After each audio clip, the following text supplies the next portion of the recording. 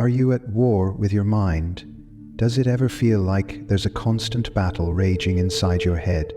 A fight between focus and distraction, peace and anxiety, confidence and doubt?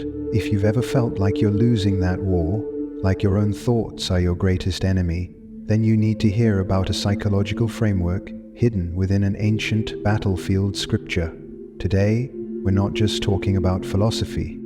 We're breaking down the Bhagavad Gita's timeless, practical techniques for conquering your inner turmoil and mastering your mind in the modern world. This isn't just about feeling a little better. It's about winning the most important battle you will ever fight. That feeling of being at war with yourself. It isn't a modern problem, it's a human problem. Thousands of years ago, the greatest warrior of his time, a man named Arjuna, stood on the threshold of the most significant battle of his life. He had his chariot, his legendary bow, and the strategic support of God himself, Lord Krishna. And yet, he completely fell apart, not because of the army in front of him, but because of the one inside his head. His mind spiraled into a storm of grief, doubt, and paralyzing anxiety.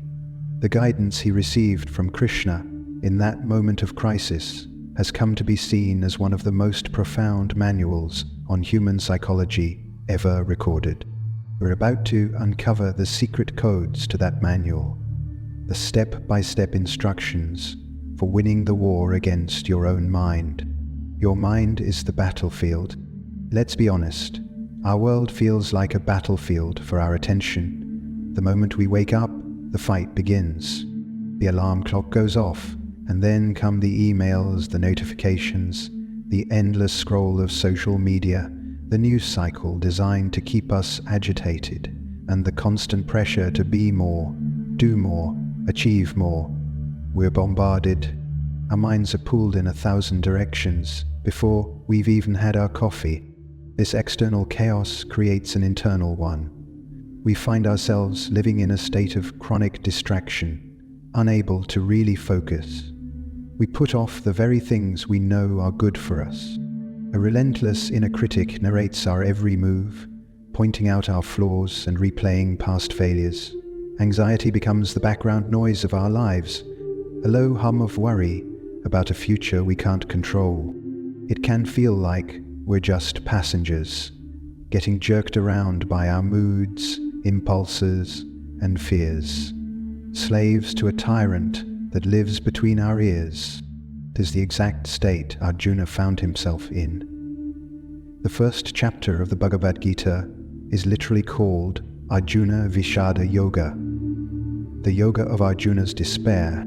Here is this powerful warrior looking across the battlefield of Kurukshetra and seeing his own family, his teachers, his cousins, his friends lined up to fight him. The weight of it all just crushes him. His mind, normally his greatest asset, turns on him. The scripture says his limbs tremble, his mouth goes dry, his body shivers, and his legendary bow slips from his hands. His internal conflict completely paralyzes him. His problem wasn't a lack of skill or courage, it was psychological. His mind was swamped by attachment, grief, and a catastrophic vision of what was to come. In modern terms, he was having a full-blown anxiety attack, a crisis of purpose that left him frozen. And this is the critical starting point. The Gita isn't really a story about a war between two armies. It's a deep dive into the war that happens inside every one of us. The battlefield of Kurukshetra is a perfect metaphor for our own minds, where our best intentions and our worst impulses are locked in combat. When Arjuna finally turns to his charioteer, Lord Krishna, and just confesses how broken he feels, he perfectly describes a struggle we all know. In a moment of incredible vulnerability, he says, Chanshalam Haimana Krishna Pramathi Balavadridam Tasyam Nikrum Menye Vayo Ivasu Duskaram.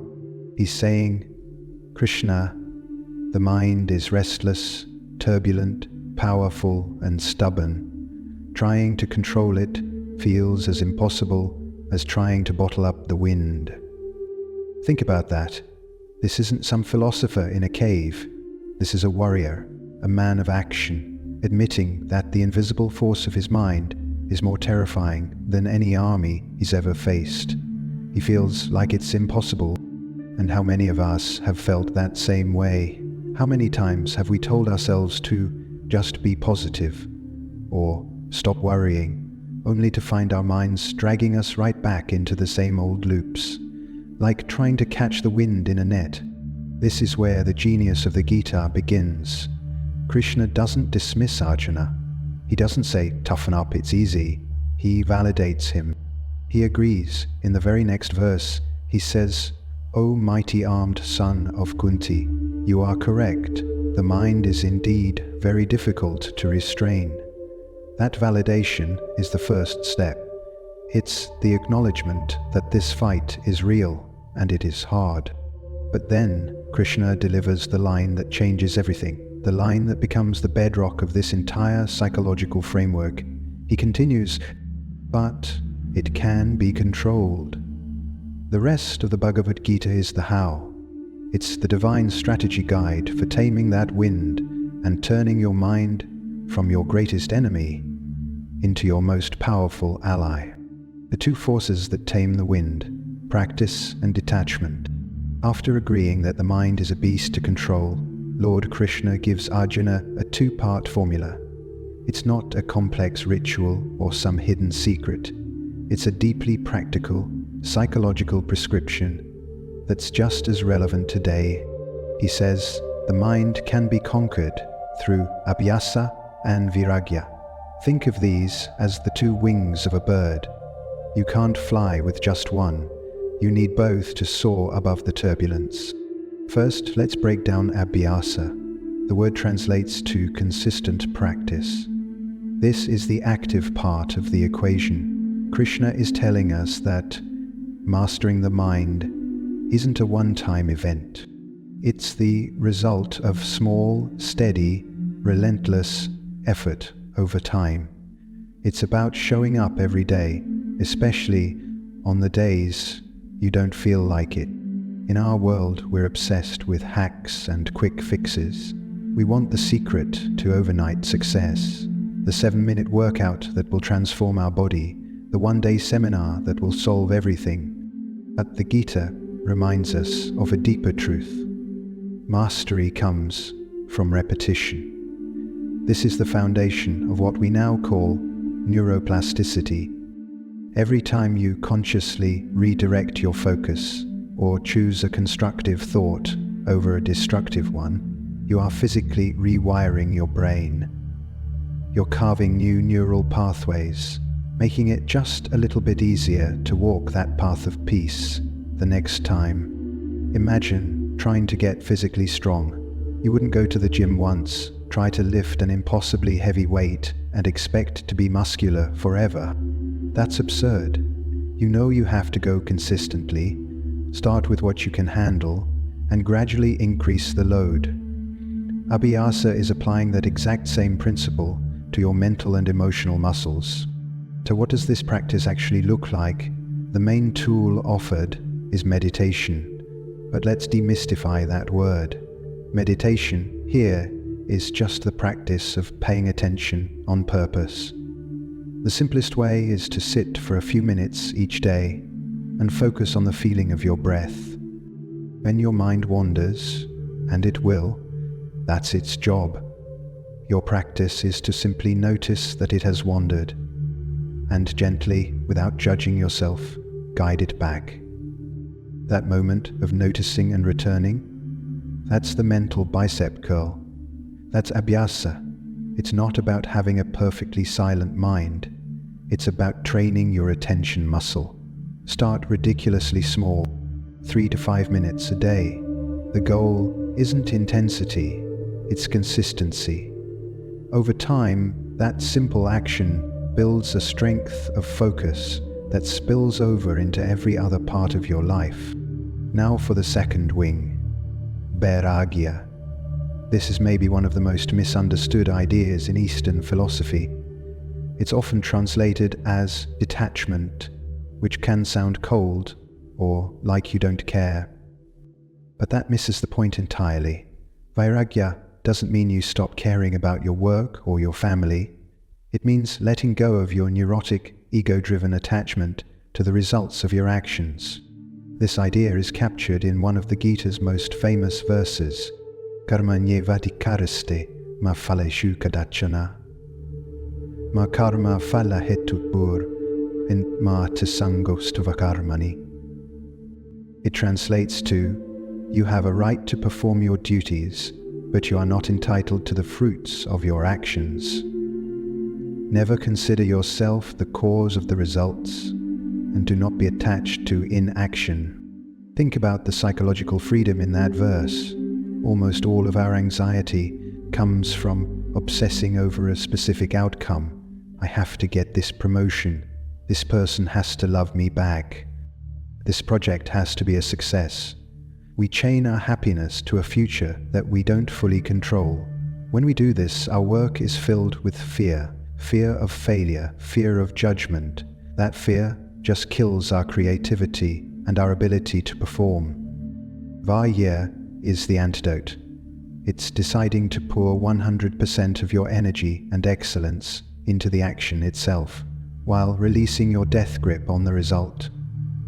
A surgeon performing a delicate operation needs total focus and skill.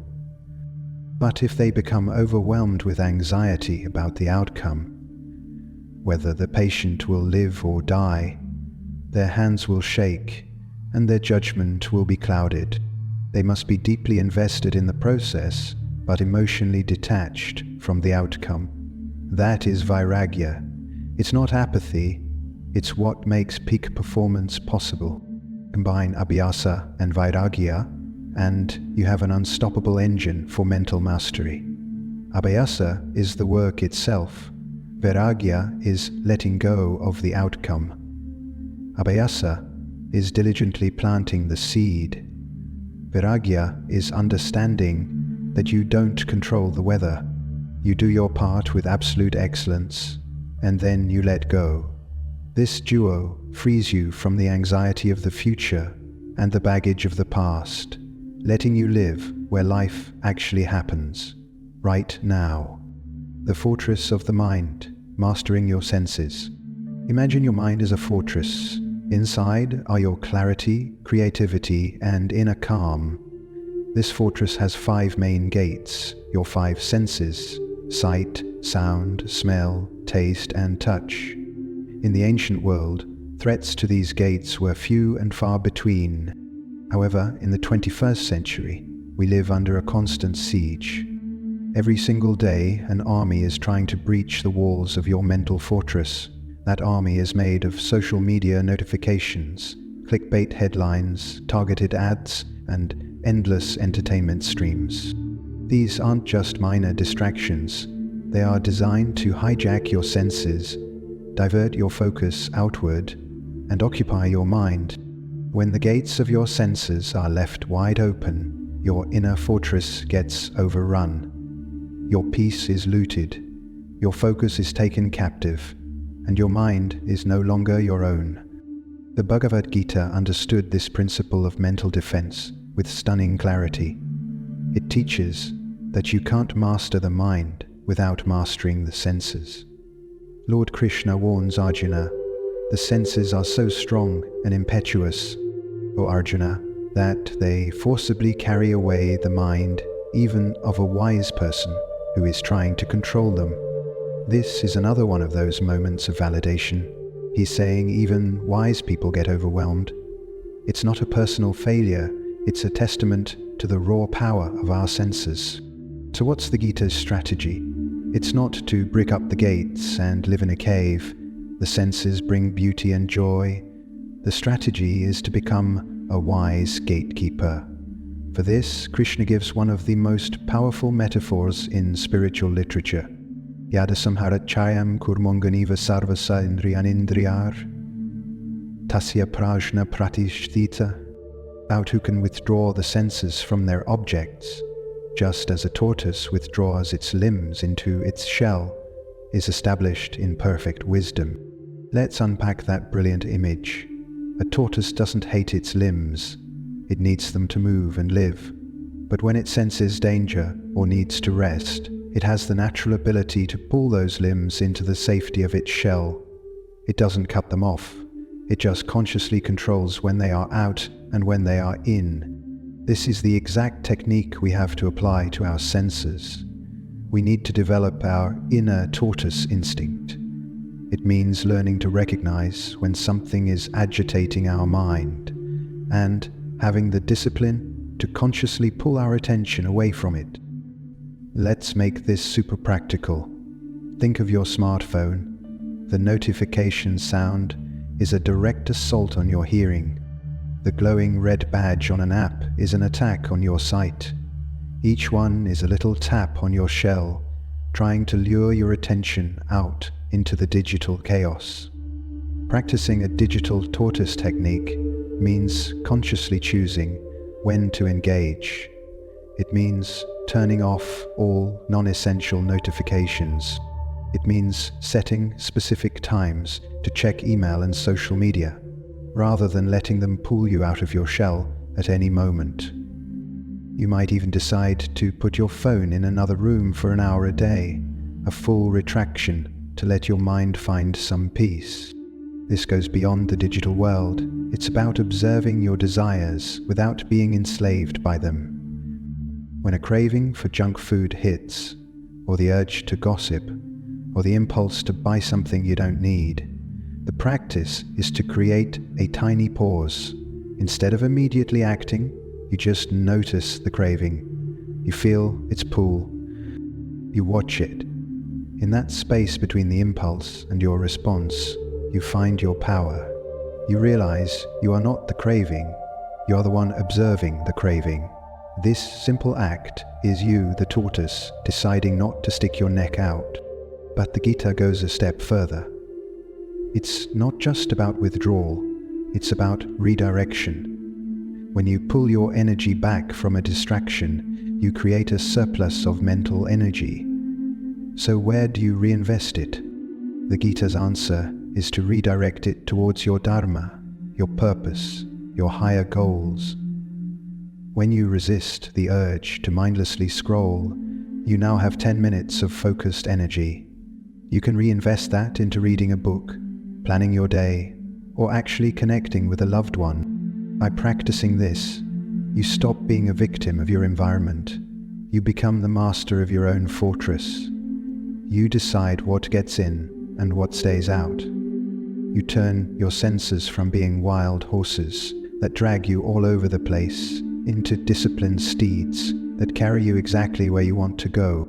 The eye of the storm, cultivating equanimity, samatvam. Think about your emotional state over an average week.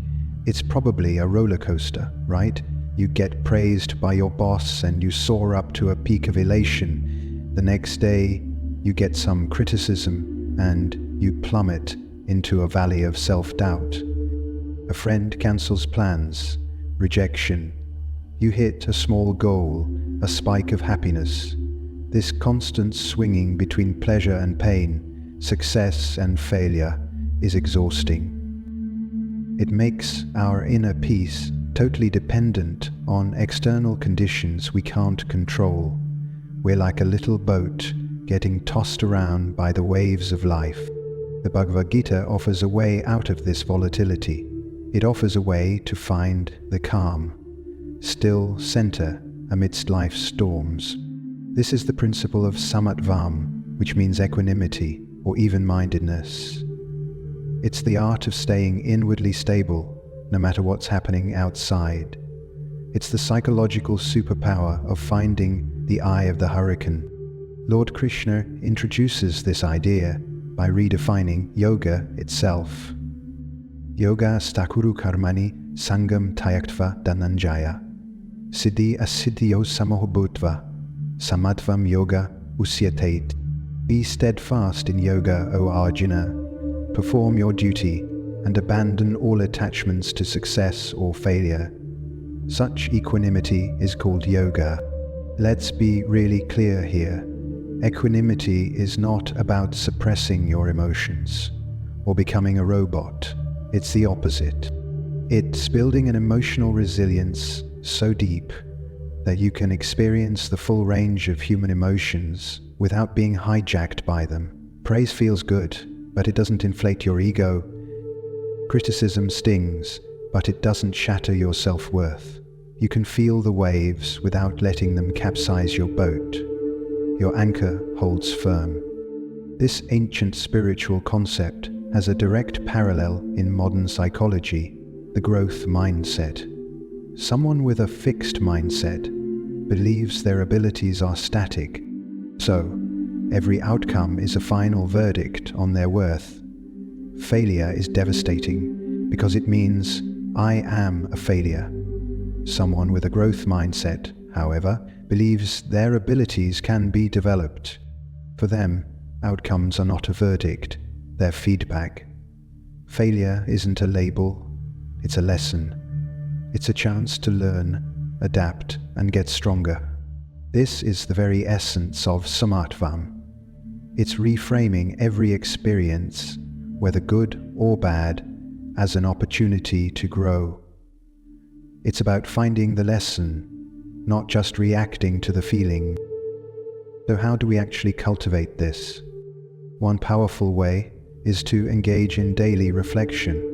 At the end of each day, instead of just listing your wins and losses, ask yourself, what did I learn today?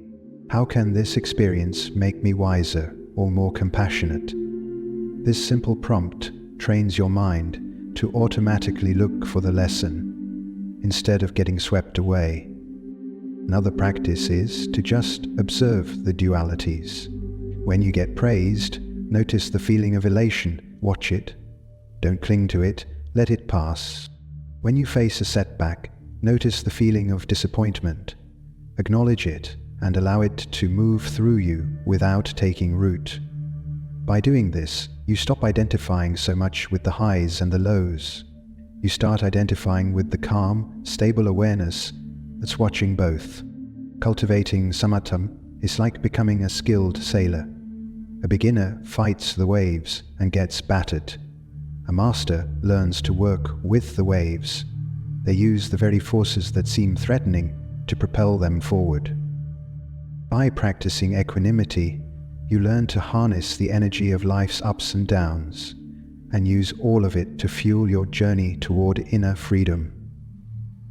You're no longer at the mercy of the storm. You are the calm, centered master sailing through it.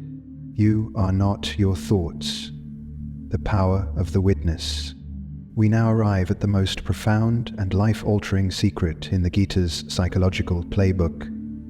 It's a truth so simple, yet so radical, that getting it can dismantle the entire architecture of anxiety. This is the key to ultimate mental freedom. Here's the illusion we all live under. We believe that we are our thoughts.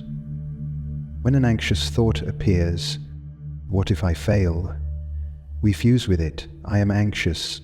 When a sad thought arises, I'm so lonely. We become it, I am sad. When a critical thought emerges, I'm not good enough. We accept it as our identity, I am not good enough. This fusion, this mistaken identity, is like willingly drinking poison. We take a fleeting electrical impulse in our brain and make it the definition of who we are. The Gita proposes a revolutionary shift. It teaches that you are not the thoughts, you are the silent, unchanging awareness in which the thoughts appear. You are the sakshi, the witness. Imagine your mind is on a movie screen. Your thoughts and emotions are the movie being projected onto it. Chaotic, dramatic, sometimes scary. We spend our whole lives so engrossed in the movie that we forget we are not the characters on the screen. We think we are the hero in peril or the clumsy fool. We laugh and cry and scream because we are completely lost in the drama. The Gita's teaching is an invitation to just lean back in your seat and realize that you are not the movie. You are the screen itself. The screen serves as the silent, stable background against which the entire chaotic film unfolds. The screen isn't affected by the explosions or the drama. The images come and go, but the screen remains pure and unchanged. Realizing your true nature is the screen, not the movie, is the beginning of freedom. This is the practice of Sakshi Bhava, the attitude of the witness. It's about creating a little bit of space between you, the observer, and what you're observing, your thoughts. In modern psychology, this is the essence of mindfulness and metacognition, the ability to think about your thinking. So how do we actually do this? The most direct way is a kind of self-inquiry. The next time you feel a powerful, negative thought, let's say it's, "I'm going to mess this up." Instead of instantly believing it, just pause, take one breath, and then mentally take a step back and label what's happening. There is a thought of fear, or even more simply, thinking. You're not judging it or fighting it, you're just noticing it as an object, an event happening in your awareness, like a cloud passing in the sky. When you do this, something magical happens. The thought that felt like an all-consuming reality just seconds ago is now seen for what it is, a transient mental event. You've broken the spell. You've shifted from being an actor lost in the drama to being the audience member watching it. You've remembered that you are the sky, not the passing cloud. The sky isn't afraid of the storm clouds. It has room for all of them. Meditation, from this viewpoint, isn't about stopping your thoughts. That's impossible and just leads to more struggle. Meditation is witness training. Every time you sit and you notice your mind has wandered off and you gently guide your attention back, in that moment, you are strengthening your witness muscle. You are practicing the art of disidentification. You are reminding yourself over and over, "I am not this thought. I am the awareness that notices this thought." Over time, this practice changes everything. The chatter in your head starts to lose its power. Negative thoughts might still show up, but they no longer have the authority to define you or ruin your day. You see them for what they truly are. You find an inner sanctuary of peace, a quiet space of awareness that is untouched by the mind's noise. This is the ultimate promise of the Gita's psychology. It's not about creating a perfect, problem-free mind. It's about realizing that your true self is already perfect, whole, and peaceful. It is the silent awareness that was here before your first thought and will be here after your last. Ultimately, mastering the mind isn't about controlling it. It's about realizing you are the consciousness that has always been free of it. The path is laid out. It's not a quick fix, but it is a profound re-engineering of your relationship with your own mind. And this journey starts with one simple step. For the next 7 days, I invite you to choose just one technique we talked about today. Don't try to do everything at once. Just one. Maybe you'll try the tortoise technique. For 1 hour each day, you'll put your phone in another room and reclaim your mental space. Maybe you'll commit to abhyasa by meditating for just 3 minutes every morning. Or maybe you'll practice being the witness. The very next time a strong negative feeling grips you, just take one deep breath and tell yourself, "I am the sky. This is just a passing cloud." Whatever you choose, commit to it for 1 week. I'd like to hear about it. Leave a comment below right now and tell us which technique you're going to try for the next 7 days. Your commitment won't just benefit you, it will inspire everyone else in this community. To read the comments will be a source of strength for all of us. And of course, if this timeless wisdom resonates with you, be sure to subscribe and hit the notification bell. We are just scratching the surface, and there is so much more practical wisdom to explore together on this journey to master the mind. The central teaching of the Bhagavad Gita is both humbling and incredibly empowering. The greatest battle you'll ever fight isn't out there somewhere. The war is within your own mind. As Arjuna discovered, can feel like an untamable, turbulent force. But the Gita doesn't leave us in despair. It hands us the strategy guide for victory. It teaches us that this chaotic mind can be calmed through the twin powers of consistent practice, abhyasa, and wise detachment, vairagya. It gives us the metaphor of the tortoise to teach us how to build a fortress of focus. It shows us the path to unshakable peace through samatvam, or equanimity. And finally, it reveals the ultimate secret. Our true identity is not the storm of our thoughts, but the silent, spacious, and ever-present Sakshi, the witness who is forever free. The Gita doesn't promise a life without challenges. It offers something far more valuable: the promise that you can build a mind that is strong enough to handle any challenge. The battlefield of Kurukshetra isn't some dusty historical event. It is the living landscape of your own mind. Right here, right now. The battle is yours to fight, and the peace you're looking for isn't in some far-off future.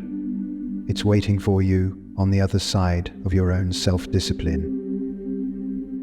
As the Gita so powerfully declares, let a person be lifted up by their own self. Let them not degrade their self, for the self alone is the friend of the self, and the self alone is the enemy of the self. The power is, and always has been, in your hands. Lift yourself up